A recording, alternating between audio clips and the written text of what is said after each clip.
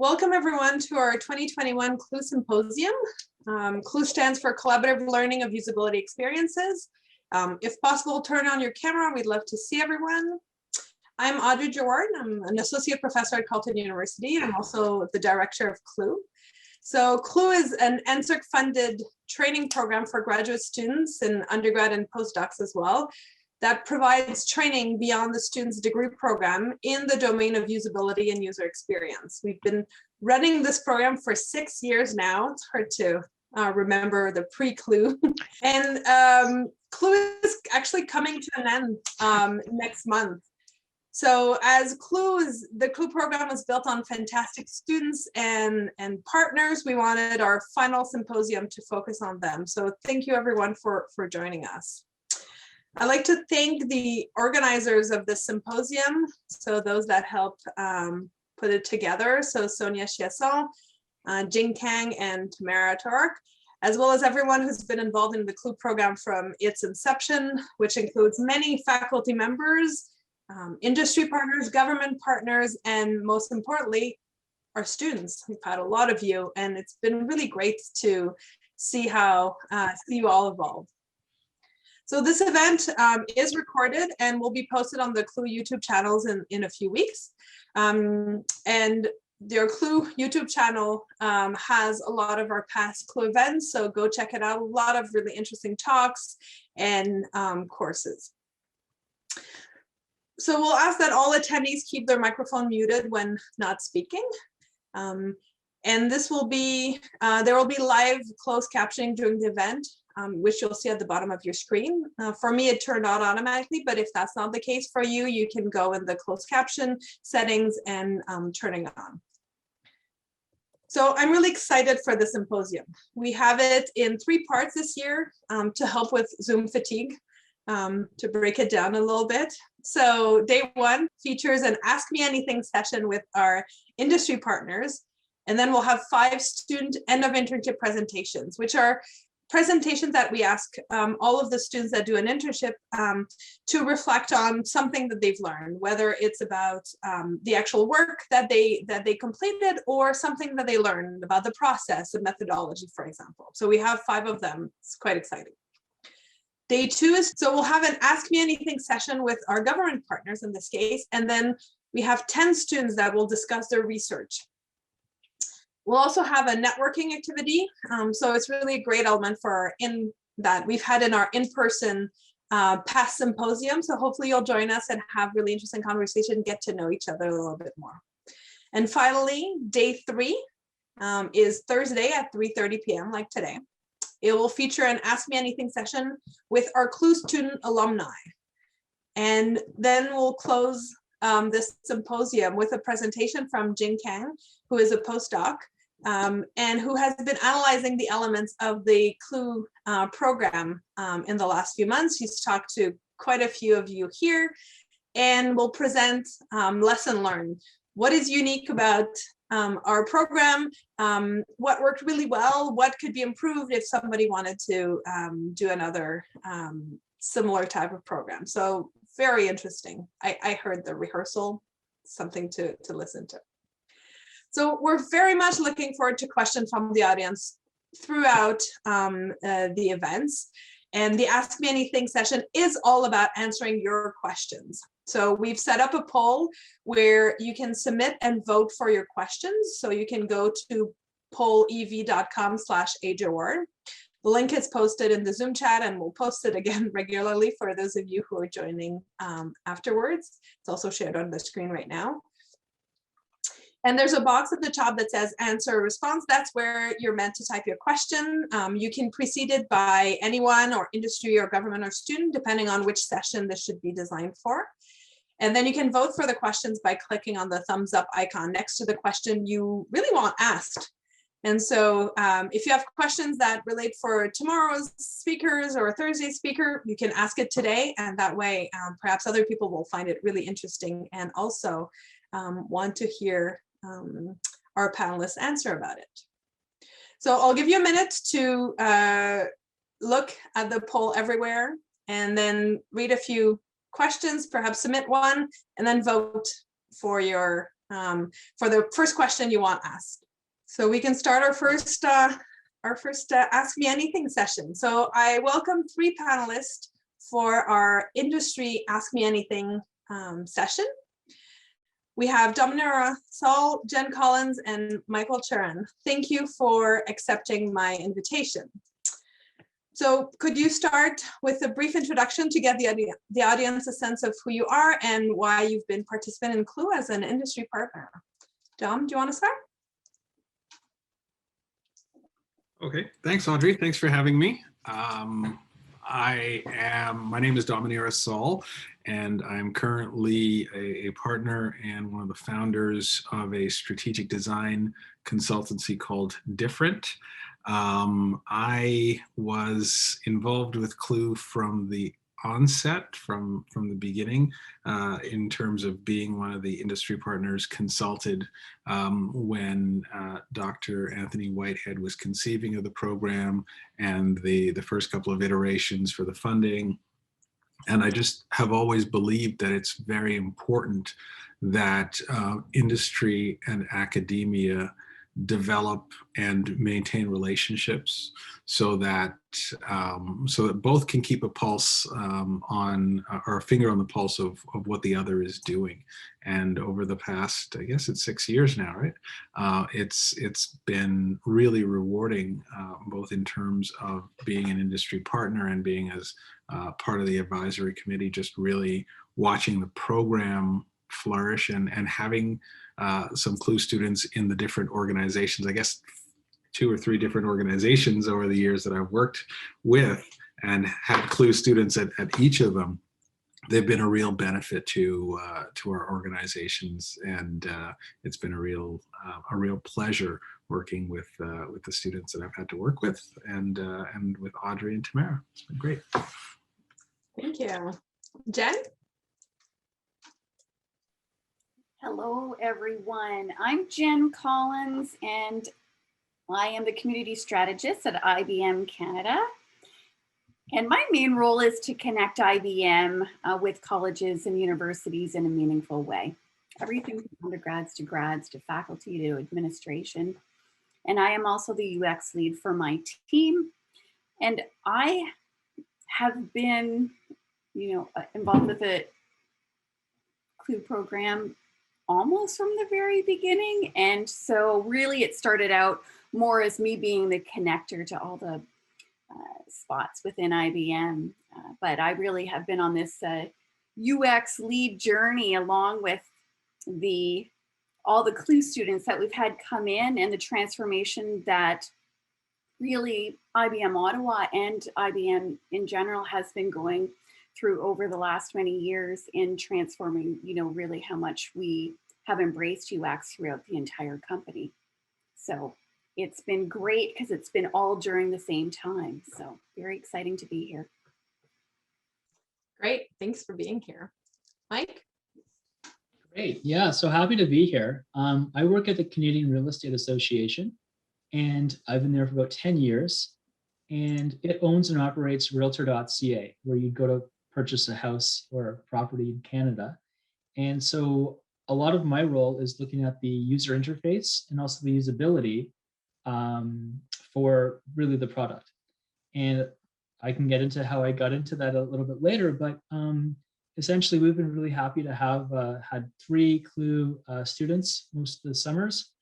And it's been a great experience. It also has helped, kind of help me kind of take a break from always going, and then taking a step back and looking it out and say, well, what are we trying to do? And, approach a bit of strategy in terms of even organizing our working files, because, when you work alone, it's different than working with a team and making sure you've got the proper naming conventions and making sure that I'm always 3 steps ahead of what we're going to be discussing with the students. So it really also helped organize myself on my own and mature my own processes as well. So I think it's been a really, really beneficial program, and I'm saddened to hear that it's ending in about a month. But we've had a really great time with it, and really appreciate all the effort that the team has brought to it.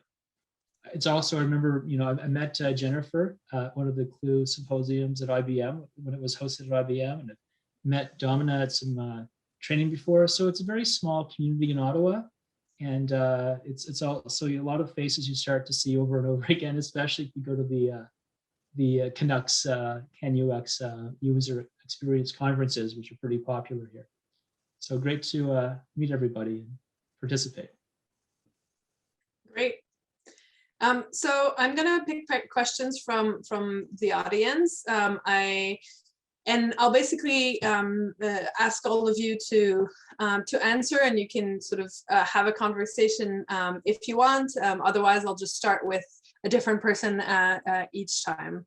And I'm not gonna pick the most popular question to begin with. I'm gonna start with kind of the beginning and ask you, how did you find your first UX job?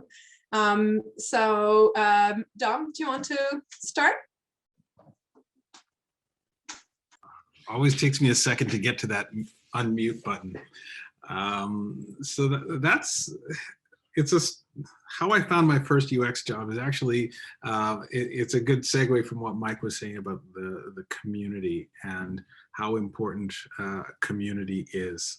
I had the opportunity to teach IMD 3001 for a number of years at Carleton.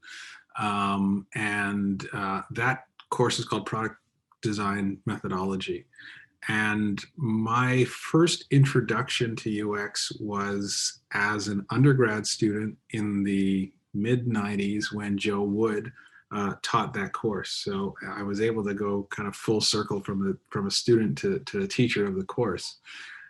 In that class, Dr. Wood would bring in guest lecturers, and one of them was a gentleman by the name of Scott McEwen, and he was the director of the UX team at Cognos at the time. And at the end of my undergrad, I thought I wanted to do UX, but I really wanted to make sure that I wanted to do UX before I went to grad school. So I was looking around for a job, an internship, anything that I could do to get practical experience and get a little bit of a flavor of what the real day-to-day was like before I committed to the heavy lift, let's just say, that grad school is. And so I approached Scott and basically begged him to let me hang out at the UX lab at Cognos. And he said, well, we've already got our co-op students. And I said, you don't have to pay me. I'll get you coffee. I'll do whatever you want. Just let me kind of be around. And so he relented. And that was my first job in UX, just working with the team at Cognos. I did not get paid, but I got a whole bunch of experience. They actually let me do real work on a real project. I was doing the information architecture for the Cognos Go suite. It really helped me solidify that decision to go do my master's and continue my education and be what I wanted to be in terms of UX. So yeah, and that's really a testament to the community and how the UX community in Ottawa kind of nurtures young talent and takes care of, students. Great. Jen, do you want to go next, given the Cognos link? Yeah. Wow. You know what? I'm not even like an old Cognos person, which is wild. I'm like, even before that, I've been like at IBM for 20 years, and I was part of an acquisition that was one of their very, very early software acquisitions. And what I would say around, my journey, which is different because it happened within IBM. So I think that, for me, it was around the curiosity. And it's very funny because I'm picturing myself right now, of course, and enjoying it because I'm actually physically at IBM, which I loved. And I would just be everywhere that I could be, where everyone else was, and not at my desk. People knew that I was very rarely at my desk. And that I would always be bumping into people, like during the elevator, like doing an elevator. I wouldn't say it was a pitch because it was more like, you know, I would bump into people and ask them what they were up to. And it's very funny because I'm even like looking at the puzzle that's in my background. And up in our studio in Ottawa, the designers would always be doing puzzles together, like gargantuan puzzles together. And I would always go over and be like, I like doing puzzles, and I'd like put the puzzle pieces in. And I guess my journey's like different. Dom's just like, you know, he's got like this great story. And I, you know, mine is more around the curiosity and asking people what they're doing and really just being there and talking to them about what they're doing. And I think for me, that's what really got me into doing a project on the side, just like Dom did, right? For nothing.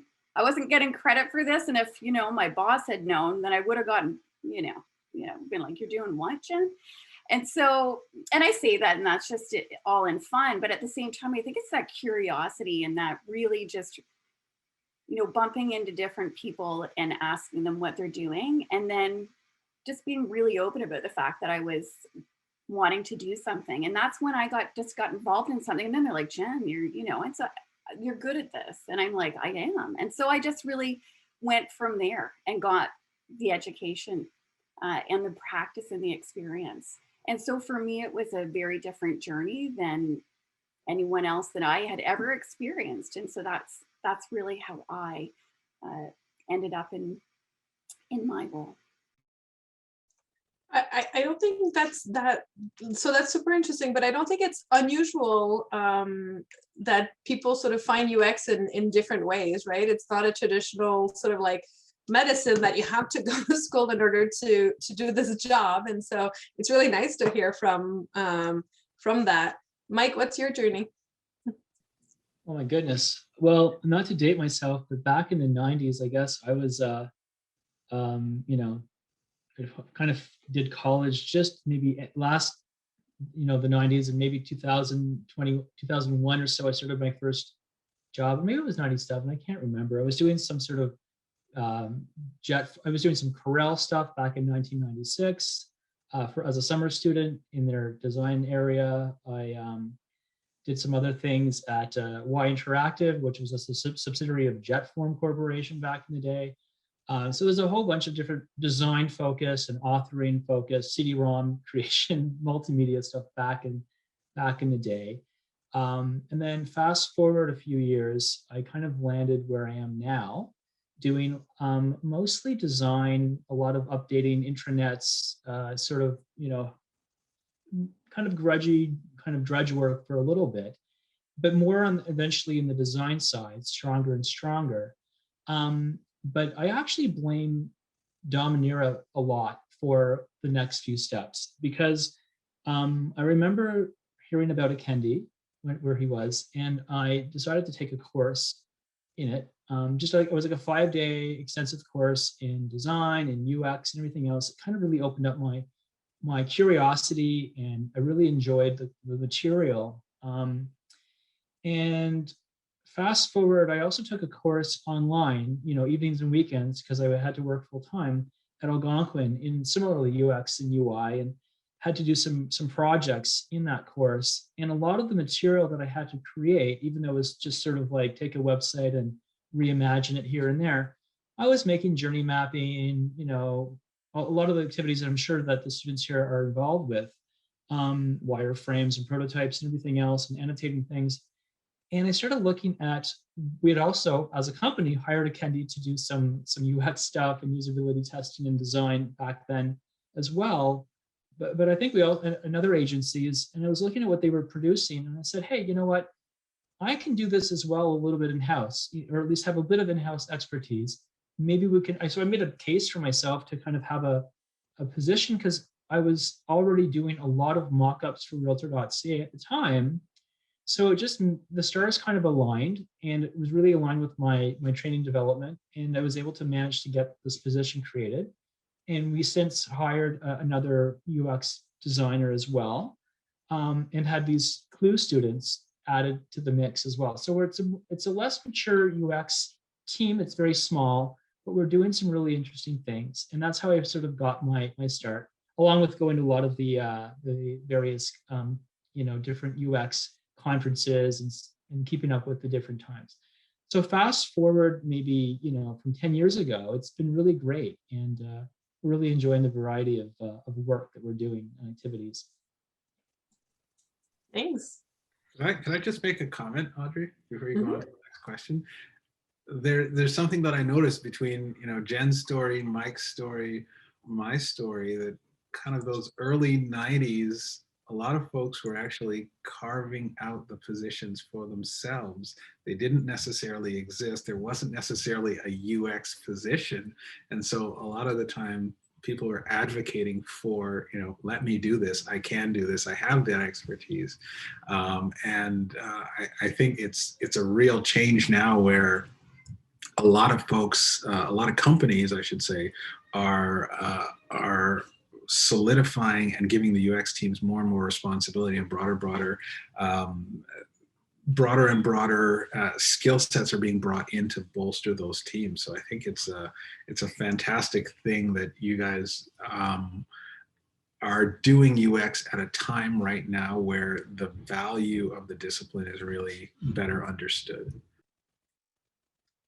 Yeah, even in the course of these last 6 years, where I didn't have a great sense of sort of UX in Ottawa when we started, and I've seen the evolution just with attending, sort of talking to our industry partners, attending Canucks as well, and just seeing how it's evolving and solidifying, and it's really fascinating to see, and it's great to see all the sort of prospects for our students. And if I could quickly just add that it's really a lot of it just identifying a gap. You go to these Canucks conferences, you hear about all these amazing, things and activities that you could be and should be doing to help validate your product. So you can only make something beautiful or design away at something and make it presentable so much that doesn't really affect a rethink of the experience. And so that was like the missing link to me. What are people actually using this for? Where can we really make improvements? Let's question what we're doing and really kind of think of it through a little bit more and evolve the design more than just aesthetically. And I think that's where it was more of an interest for me to kind of grow as a person, as a professional, but also steer the processes that in the teams that I was working with to also include that. And the first times I went to these Canucks conferences, it was mostly just myself. I may have convinced 1 year or two to get some other designers involved, but the last time we had it, my manager, I think we sent like a whole contingent of maybe 9 people to it. So it was really a good win for advocating for user experience. Yeah, that's great. So as a kind of a follow-up question, Mike, you get the first stab at the next question, which is, what are the most useful skills to a student that a student could work on to prepare for a job in UX? Now that I have a better sense of what a job in UX is, what would be your first recommendation? So a previous version of myself would have focused on the tools, but the tools change so frequently. And on one hand, I think I would say the soft skills are equally as important as the activities and skills that you can bring. When you're interviewing people and you're trying to figure out who you want to join your team or join a team with, you're looking at the culture, you're trying to figure out, is the personality a good fit for who we want to interact with, and we're looking more for enthusiasm, looking for things like ability to learn new skills, because the tools do keep evolving and change all the time. Looking at making sure that there's an attention to detail, caring about the user, a sort of natural, innate empathy level, I would say. So it's a very detail-oriented role, when you're caring about each pixel lining up and because it all adds up to a consistent experience. So aside from the soft skills that I spoke of, looking at the latest tools that are sort of being used in the industry, I think Figma would come from a, mocking things up from a, mock-up and prototyping perspective. What I like about it is it's multi-platform and it's all online. It's also collaborative, so you can actually see other designers working with you at the same time. So Figma is a good one. I also like InVision for a little bit of, in conjunction with Figma for alternative prototyping. Miro is good for a little bit of mind mapping, although I tend to use MindJet and Mind Manager. I can't remember the name of all these tools. I have a background in Adobe Creative Cloud, so sometimes you just want to use Photoshop just to resize an image or change a few things. It's always good to have that skill set. So I think whatever field you get into, whether it's UX, UI, I always think that having a way to communicate visually is always good. And I think having a portfolio. So even if, for example, if you don't have a portfolio, that's fine. Try to redesign a menu for a restaurant, or find some company that has a website and do it better, or some other entity. You know, I think it would be good practice for you, and also gives you a bit of material, and then you kind of learn as you go and pay attention to a little bit of white space here and everything else. So much you learn on the job. So it's more about the willingness to learn for me, and the enthusiasm and a lot of the soft skills, but it doesn't hurt to have a good portfolio for design material. Thanks. Jen, Dom, like to add to this?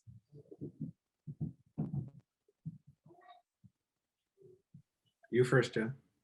Oh, thank you. That's very lovely of you. You know what I would add? I wouldn't, you know, everything Mike said, ditto.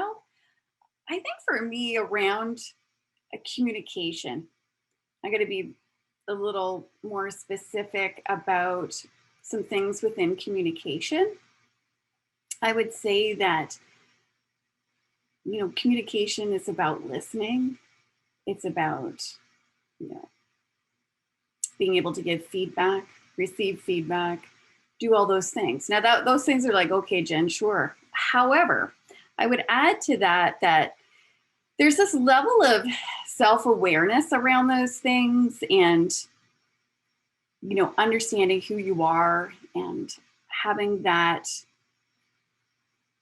emotional intelligence at a point where when you're working with teams, I find that, you know, when you're working in UX, there is a level of complexity in who you're working with. I mean, it depends on what you're doing, but I mean,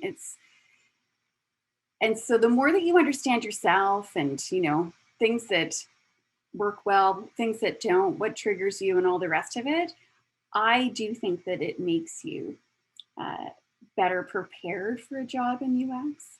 And so though it's the soft side, all the other stuff I think that you can learn. I'm going to be honest with you. And it's not that you can't, that's the other exciting part. I think that the soft skills you can learn as well. So I think that for me and what I see when I'm working with other UX designers, that is the thing that actually determines their progression as being more senior in it. And so as they develop those skills, I find that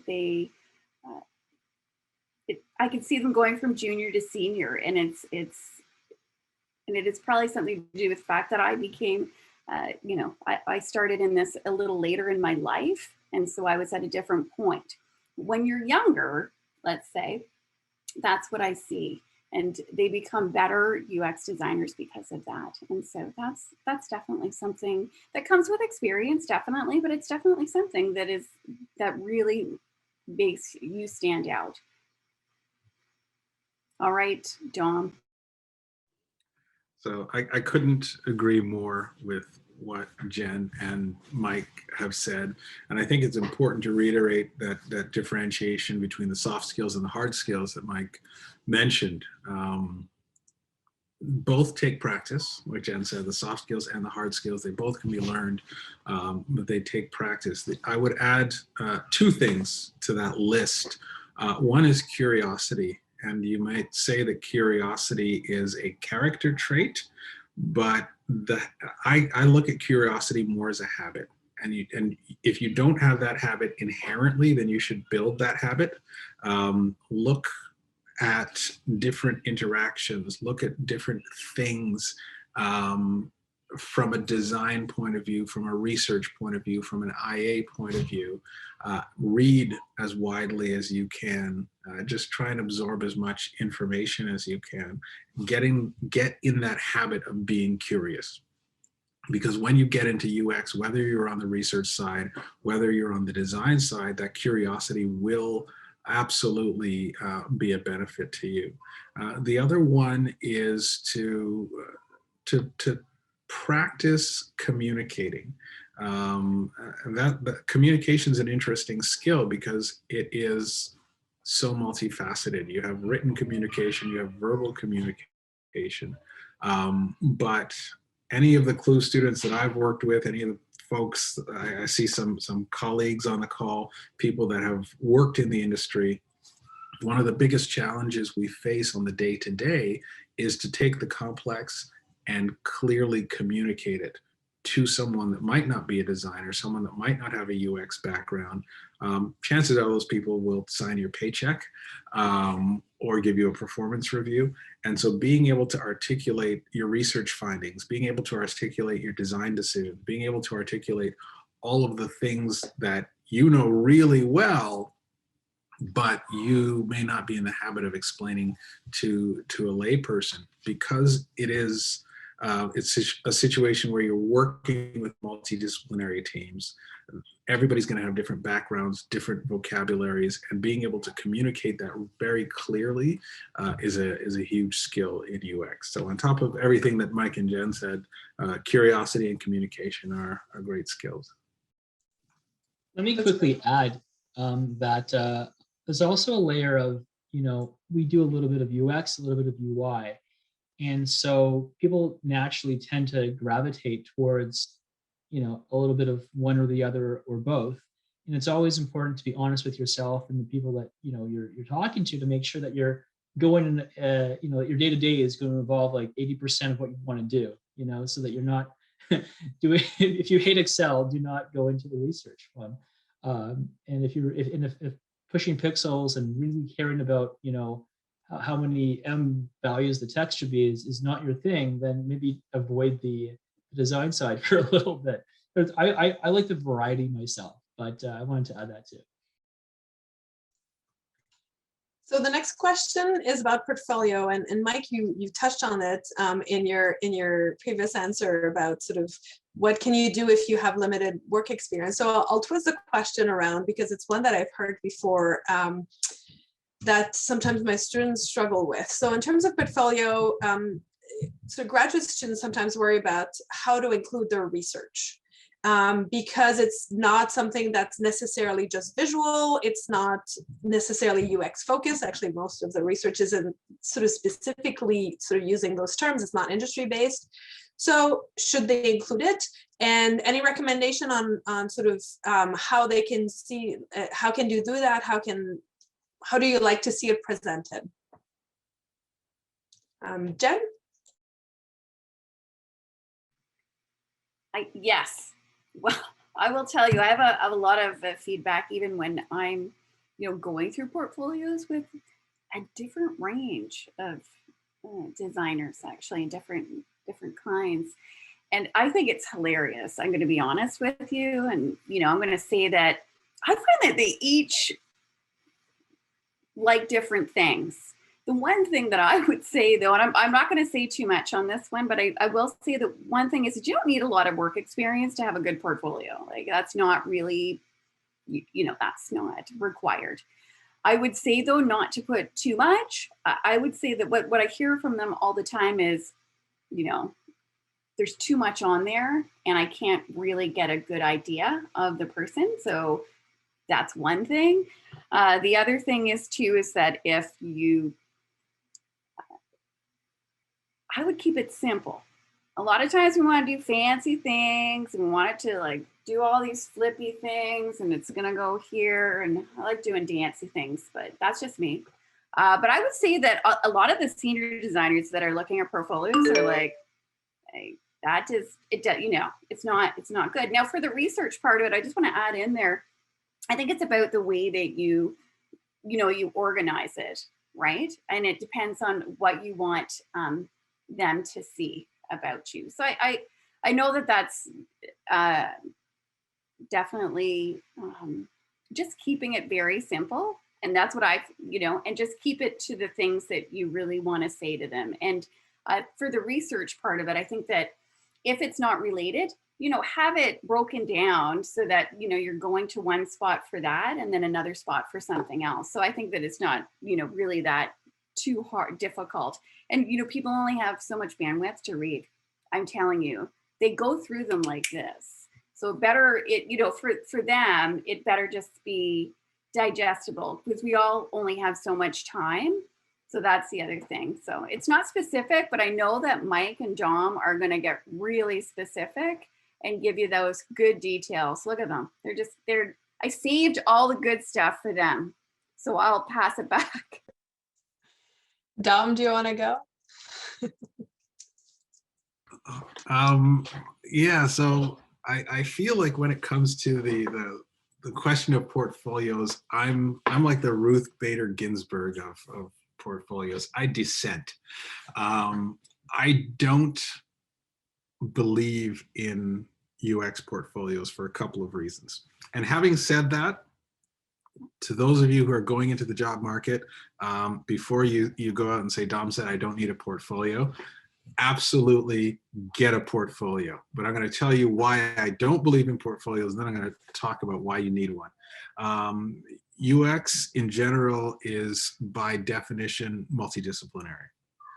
So when somebody comes to me and they show me a portfolio and they say, oh, this is my project, this is what I did, my first question in my mind is how much of that did you actually do versus the other people on your team, and what part in the production of this whole thing did you play? Is it a big part? Is it a little part? And you better be able to articulate that, because I don't off the bat believe that you did everything yourself and it's in your portfolio.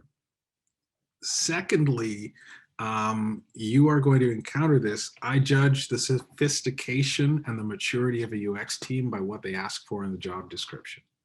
So if they ask you, you need to be a 6 Sigma black belt, and you need to, do C++ and C#, and you need to know Figma and Azure and Sketch, and you need to design and do all, be very, very wary of those types of job descriptions, because those are people who don't know what they're asking for, and they're throwing stuff at the wall to see what sticks.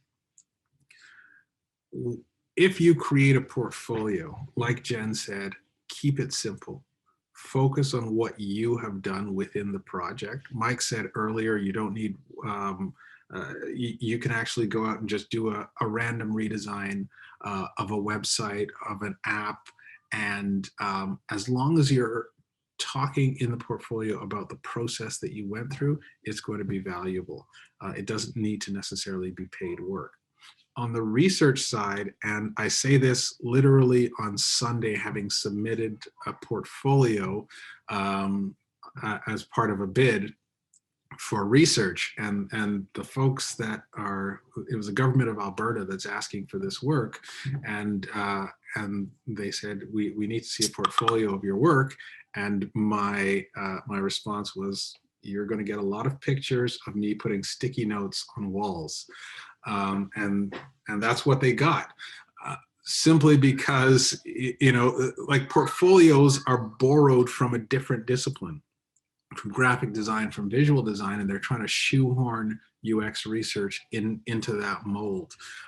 And so it's certainly possible to show the artifacts of your research. So personas, especially if you have them visualized really nicely, like Mike mentioned, journey maps or experience maps, service blueprints. But that's not the point of the work that we do. The point of the work that we do is the journey. It's the research methodology. It's how you put those studies together. It's the findings. So you have to strike that balance. I would say visually show the most interesting, colorful parts, because people do love pictures, and you'd be surprised how people gravitate to pictures of you putting sticky notes on walls. But also be sure you can back it up with what you did, why you did it, how you did it, and communicate that story. So that is my rant about UX portfolios. Over to you, Mike. Yeah, sure. I think that, yeah, pictures are great, but stories are better, in that uh, allow whatever you bring, how to tell a story so that when you're in an interview, you can refer to it. Think of it as more of reference material for the story that you're going to tell. You can say, well, we started off over here. Here's I don't know, depending on whether you are on the design side or research or a bit of both, you can say, well, even though I didn't do the design side of this, I was involved in the research for this, and we noticed that, I don't know, there was some areas of improvement that were needed for this design. And then you can talk about the research that you did, some competitive analysis, or card sorting or mind mapping, or whatever you did to kind of make the experience better, validate the links, rethink the navigation. These are the types of activities that are kind of useful for, it shows how you approach a problem, and then figure out the outcome. And then show, if you can, even if you didn't do it, well, this research led to this outcome. And that way you can borrow the visuals from the actual new improved product that was created because of the involvement of your research. If you don't have these types of projects and you're still kind of putting that together, you can make it up and kind of do your own mini project. And one of my classes when I did it at Algonquin College was find a website, and I kind of found this really terrible toy games website. The navigation was really archaic and terrible, which was a great opportunity for me, because part of being into the UX is that you just want to make the world a better place and more navigable, and you're just looking for opportunities. I used to go to restaurants and just looking at the menus thinking, wow, what would I do to make this menu even better? So it wasn't that I was trying to figure out what I wanted that took forever. I was really trying to just redesign the entire experience. So that's one thing. The other thing too is when I'm looking at resumes for various things, I'm looking at, well, where are they going to fit? Are they more interested in the research side, or are they more interested in the design side? And so if they're more interested in the research side, well, I hope I can see Excel on their resume, that they can have some basic office literacy. But on the design side, I'm looking to see, do they have Photoshop? Because it's one thing to learn a tool. It's another thing to learn how to use white space effectively, how to space out content. And that's not that I'm looking for someone who already has all those things developed. I'm looking for someone who has enough background that they're ready for the next step and learning that on the job. So I think that's all I'm going to say about that. That's really interesting, and it's too bad we're not in person. I know some conference, especially student conference, I've seen a lot of sort of headshot sort of photo sessions, and now I totally want to have like a putting sticky notes on a board photo session for our students. Maybe we could organize that when we can meet in person again, or we should all have like a board and sort of, yeah. So that's a new thing to put in our portfolio. I love the suggestion. So we have just a couple minutes, like 3 minutes before switching to the next event. So I'll ask perhaps one more question, and maybe just one of you can answer, because you've all been very generous with your suggestions. Where do you see sort of the UX industry going? I know this is not a short answer, but sort of, is there kind of like a trend that we should watch out for? Yeah. Dom volunteers, perfect. Another rant. The UX, for a long time, we as an industry have been asking to be more strategic or to be taken more seriously. And so UX is expanding. You may be studying UX, and I know that a lot of Carleton students are bent towards research. UX research is absolutely the future of UX. When we're talking about things like generative design, where artificial intelligence is being used to produce designs that are arguably better than what a human can come up with. When those types of things are a reality now, it means that the people who define the requirements for the design, and that's UX researchers, they're going to be the ones that are driving design in the future as things like AI. And if you don't believe me about generative design, go Google it, look it up. So research skills are going to be super, super valuable in the next 5 to 10 years, but also we're applying them to a wider and wider spectrum of things. So we have things like design thinking and systems thinking, where we're looking at solving not just design artifact problems, but business problems using those UX skills, social problems using those UX skills. So we're finding people with UX training popping up in all of these different contexts, in the boardroom, out there in the world with social enterprise. Those skill sets are becoming more and more widely recognized as being valuable in many, many, many different contexts. And I see Lois there. Hey, Lois, how you doing? Lois knows about the value of applying design research and design thinking to all of these different kinds of social issues and different contexts outside of just designing screens and products. So it's going to be, if you think the future is bright now for people with UX training, I think the future in 5 and 10 years is going to be amazing. Great, thank you. So I wish we could take more time. There's a sort of 10 other questions that I would have loved to get your thoughts on, but we have a limited amount of time, so we're going to wrap it up here. Thank you so much for your insights and your suggestions.